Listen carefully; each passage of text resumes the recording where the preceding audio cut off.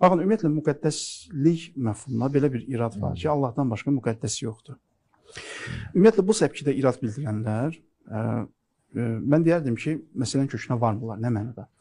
Nəticədə bu ərəb kəlməsidir, ərəb dilində istifadə olan bir sözdür, ərəb mənşəli sözdür və siz hansısa bir sözü araşdırarkən, təhlil edərkən mütləq onun etimologiyasına varmalısınız, o sözün leksik mənasını araşdırmalısınız ki, bu söz hansı mənanı ifadə edir.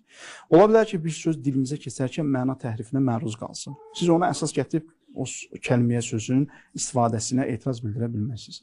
Qısaca toxunum, müqəddəs sözü Quds sözündəndir, qadusə. Qadusə ərəb dilində tahura mənasındadır. Yəni bir şeyin təmiz olması, pak olması, ona deyirlər qadusə, Quds.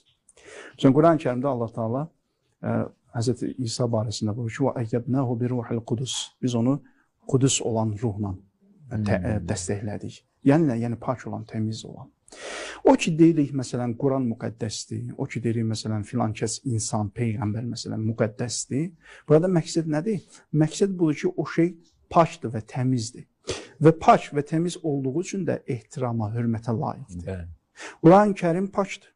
Buna yəni kiminsə şübhəsi varmı? Xeyr, niyə? Çünki mənşəyi Allahdır və hər şey ki Allahdandır, təbii ki o da xüsusən Quran-ı Kərim ki Allahın sözləridir, Allahın elminin təcəllasıdır, təzahürüdür, o pakdır. Bu mənada müqəddəsdir.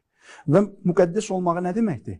Bəzi insanlar düşünürlər ki, başqa bir şeyə biz müqəddəs deyəndə onu Allahın yerinə qoyuruq. Əslində elə deyil. Allah şəriksizdir, onun yerinə heç nə keçə bilməz. Zaten bu kitab onun sözüdür.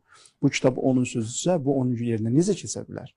Burada Quranın müqəddəs olması və ya Peyğəmbərin müqəddəs olması o deməkdir ki, o ehtirama layiqdir. Çünki pakdır, çünki mənşəyi Allahdır. Çünki dəyərlidir. Onun dəyərli olması nəyindən qaynaqlanır? Onun paklığından, təmizliyindən qaynaqlanır.